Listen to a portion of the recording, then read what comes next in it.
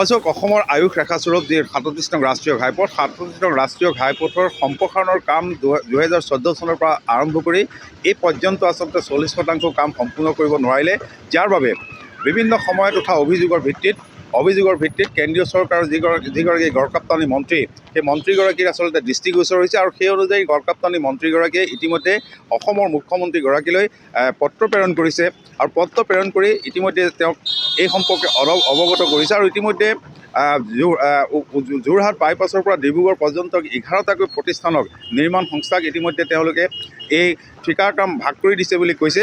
আৰু সেই সময়তে কিন্তু মুখ্যমন্ত্ৰীগৰাকীয়ে সামাজিক মাধ্যমৰ যোগেদি এটা কথা প্ৰকাশ কৰিছে যে এই পথ নিৰ্মাণৰ বাবে প্ৰয়োজনীয় যিখিনি কেঁচা সামগ্ৰী, শিল বালিকে ধৰি পলসকে ধৰি যি সামগ্ৰী, সেই সামগ্ৰীৰ নাটনি ঘটিছে, ঠিকাদাৰসকলৰ কিছু ক্ষেত্ৰত গাফিলতি হৈছে আৰু বহু সময়ত যি ভূমি অধিগ্ৰহণৰ কথা আছিল, সেই ভূমি অধিগ্ৰহণৰ ক্ষেত্ৰত কিছু বিলম্ব হোৱাৰ বাবে আচলতে পথ সম্প্ৰসাৰণৰ কাম লেহেমীয়া হৈছে বুলি ইতিমধ্যে মুখ্যমন্ত্ৰীগৰাকীয়ে তেওঁৰ সামাজিক মাধ্যমত প্ৰকাশ কৰিছে। কিন্তু এটা কথা লক্ষ্য, এই ইমানখিনি কথা জনাৰ পাছতো কিন্তু মুখ্যমন্ত্ৰীগৰাকীয়ে পূৰ্বতে ঘোষণা কৰিছিল যে আগন্তুক বাৰিষা এনেধৰণৰ অৱস্থা নাথাকে, পথ সম্প্ৰসাৰণৰ কাম সম্পূৰ্ণ হৈ উঠিব।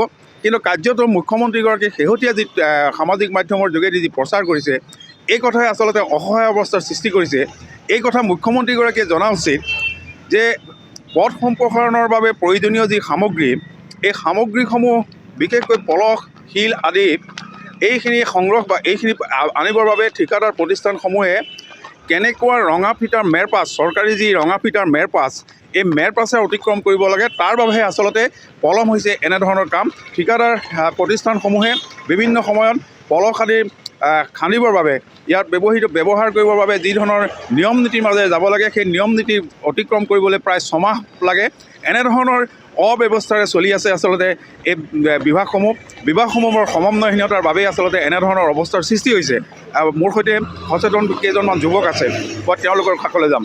কি ক'ব? মুখ্যমন্ত্ৰীগৰাকীয়ে টুইটকে জনাইছে, পূৰ্বতে কৈছিল যে বাৰিষা নাপায়েই, এতিয়া কৈছে পথ সম্প্ৰসাৰণৰ বাবে আচলতে সামগ্ৰীকে ধৰি বিভিন্ন ধৰণৰ নাটনি হৈছে, গাফিলতি হৈছে, ভূমি অধিগ্ৰহণ কৰিব পৰা নাই।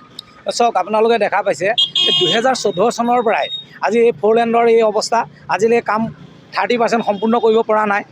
শেহতীয়াকৈ যেতিয়া কেন্দ্ৰীয় চৰকাৰৰ তৎপৰতাত কামটো 3 মাহৰ ভিতৰত সম্পূৰ্ণ কৰা হ'ব বুলি কৈছিলে, ফেব্ৰুৱাৰীৰ ভিতৰত ধৰক, এতিয়া ফেব্ৰুৱাৰীত সম্পূৰ্ণ কৰিব বুলি কৈছিলে। কিন্তু বৰ্তমান আকৌ এটা টুইট কৰিছে মুখ্যমন্ত্ৰীয়ে যে যিখিনি ৰ মেটেৰিয়েলৰ অভাৱৰ কাৰণে কামটো দেৰি হৈছে। এতিয়া ৰ মেটেৰিয়েলৰ অভাৱ কিয় হৈছে সেই কথাটো তেওঁতো জানিব লাগে, কাৰণ ৰ মেটেৰিয়েল আনিবলৈ হ'লে যে বালিয়ে হওক, মাটিয়ে হওক বা শিলেই হওক, তাৰ কাৰণে বন বিভাগে যিখিনি ব্যৱস্থা ল'ব লাগে সেইখিনি ব্যৱস্থা ল'ব পৰা নাই। তেওঁলোকৰ গাফিলতি হৈছে, টিপি এখন উলিয়াবলৈ বা ইচিৰ কাৰণে ৰৈ থাকিবলগীয়া অৱস্থা হৈছে।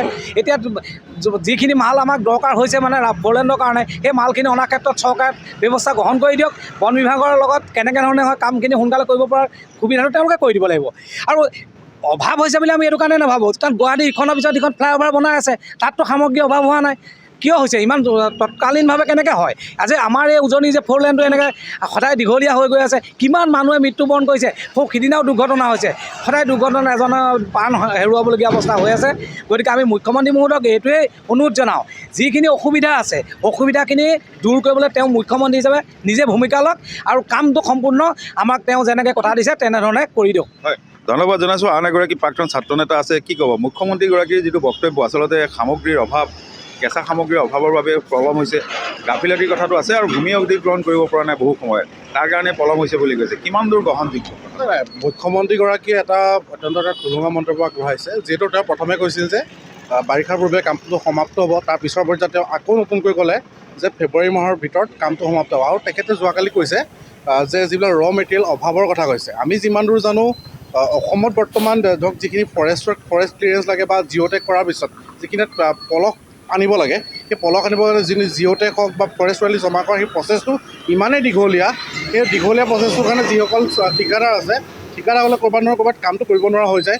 বা যিখিনি ফৰেষ্ট টিপি কথা আহি গ'ল, টিপি কিছুমানৰ ধৰক খেলি মেলি হয়, যিটো ফৰেষ্টৰ যিবিলাক তেওঁলোকৰ প্ৰচেছ নীতি নিয়ম, সেই নীতি নিয়মবিলাক ইমানেই দীঘল যে যিবিলাক ঠিকাদাৰ হওক বা অন্যান্য যিসকল লোক তেওঁলোকে কাম কৰে, ছাপ্লাই কাম কৰে, তেওঁলোকে এইটো কৰিবলৈ মানে সময়টো গুচি যায়।